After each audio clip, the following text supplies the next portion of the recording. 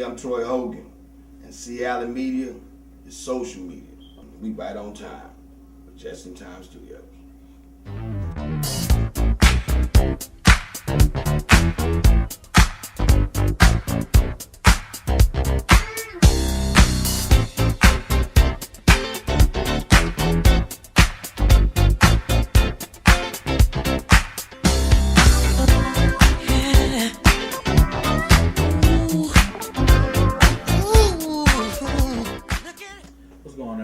As you can see, I'm right here again with Christopher Allen Media and Just in Time Studios, and as you can see, I got a very, very special guest with me today, my man Troy Hogan. What's up? Pleasure to see you again, man. Pleasure to have you, man. All right. I hear you've been still doing your thing when it comes to acting and out there, getting your movies going and getting the TV show game out, but now we're going to bring you to the web. Cool. That's cool. Hey, well, first time. How you doing, baby? How y'all doing? I heard y'all don't sleep. So see what's all the time, 24/7. That's all good. So now let her introduce yourself and let us know what's been going on and what you've been doing. I heard you've been doing a lot of things, but let them know. Well, cool. Well, I've been acting a long time, so we ain't going to start there. I taught in September.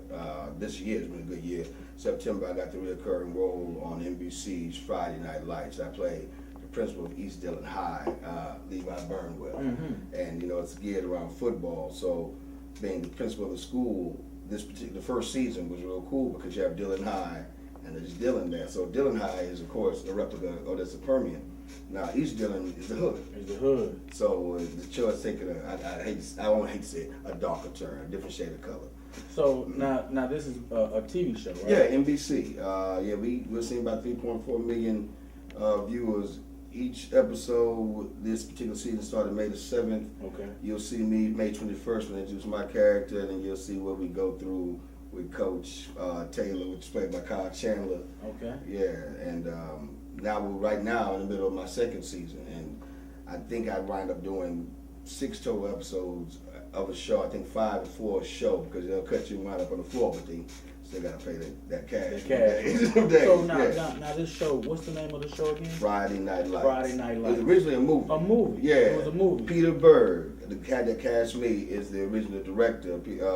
He directed Losers. It came out. He was the white boy in the Great White Hype. Got you. Yeah. He saw me, gave me the gig, and it's a blessing to be at the LA actors and still be an H-Town boy. And still be. So now you're taping in LA? Or no, we tape in Austin. The show is in Austin. Shot in Austin. NBC set up a facility down there where we get down with. And I noticed in Austin, man, there's a lot of stuff going on in the Austin area, man, because they're real known for music and a lot of things regarding the music area and doing a lot of entertainment in Austin as well. So now, how is it working in Austin? Because I see you still in Texas. Because Austin is becoming more like its own LA in a way. It's a mecca. It's a mecca. I call it San Francisco. Okay. It's more like Frisco. It's a real hip city. But the smartness of what they're doing is what we should do in Houston. They're taking that state money that the state provides to match money that, I guess what I have to say, the network provides. So if the network spends $1.3 million, the state will match that money, and the state and the city winds up getting that money. And so, be it that they have established artisans there that background from tech to grips, they're making the cash. So it's a little. It sounds like you rolling the dough, man. God is good.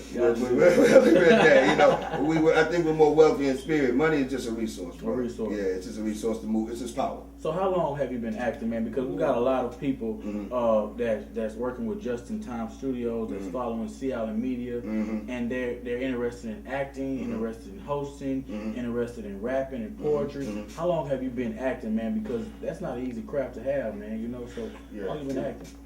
Well, May 7th, I turned 43. My first paid gig outside of what I did in high school and college, truly paid television gig, was on The Heat of the Night. That was in '93. The Heat of the Night? Yeah, I played Byron. It's funny. At one time, man, on television, all I was going to do was killing people or getting shot. So. Exactly. Now, was you the first one killed? No. It's funny. It's a long story about making sure. I was doing children's theater play in Atlanta. After I left undergrad at Prairie View, I went to Atlanta, Georgia, to work with Kenny Leon at the Alliance Theater. At that time, he was the artistic director there. He's the dude that's directing currently Denzel on Broadway. Wow. He was my mentor, and I was doing a children's piece called Club Magic. Okay. And Carol O'Connor came and saw that show. And he came back to stage, and we were like, somebody want to meet you. And I walk up, I said, it's Archie Bunker. And he said, why don't you come down to our set? And I shoot you tonight, down in Covington, Georgia, much like in Austin. I went down there, he asked me to go eat, he asked me to put on the track uniform, run around this track with a guy named Eugene. Yeah. Real cat's name is Rug. I ran around the track, he wound up saying, hey, we're going to write you in as a glorified actor. I had a couple of lines, and I did that episode. Next season, he said, I'm doing a 12 episode on you. I said, what you gonna do? He said, I'm gonna kill you. And I wound up, I was his best friend. They wrote me in as his best friend, and I got murdered in the Bottoms when the crack epidemic came through. It's ironic because he was an advocate for drug-free because Hugh, his son, died. Of course, Howard Rollins died, and, you know, of course, of their addictions. So, you know, it was interesting for me to play that piece. And, of course, to me, I think he died with a broken heart because he tried to protect the show. Exactly. Because he took it originally from New Orleans and took it from New Orleans to Covington to take it away from that fast life, but Lee knew things were different. Now, I heard you saying something. Now, you said Prairie View, so you went to Prairie View as well. Yeah, I have an undergraduate degree. In what? In theater. Theater. I'm a Gilpin So player. you must know C. Lee Turner. Oh, man, you want to call him? You know, it's funny you said that because I went to Prairie View my first year, and I was a Gilpin player as well. So C. Lee Turner told me my first year in theater, man. People. This is not theater. This is not. Oh, man. You can't do this.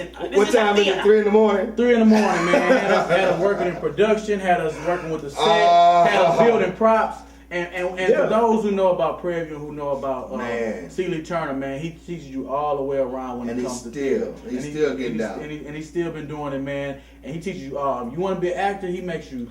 If you want to be in the business of the arts, even if you're not an actor, if you're going to be a performer, whatever you're going to do, working on C. Lee Turner, you're going to be ready. Yeah. And that's how I put it. You're going to be ready. You're going to be ready. So like you doing your thing. Yeah. He made you ready. He made for you ready this. for this, man. So yeah, this is good. This is your platform. Hey.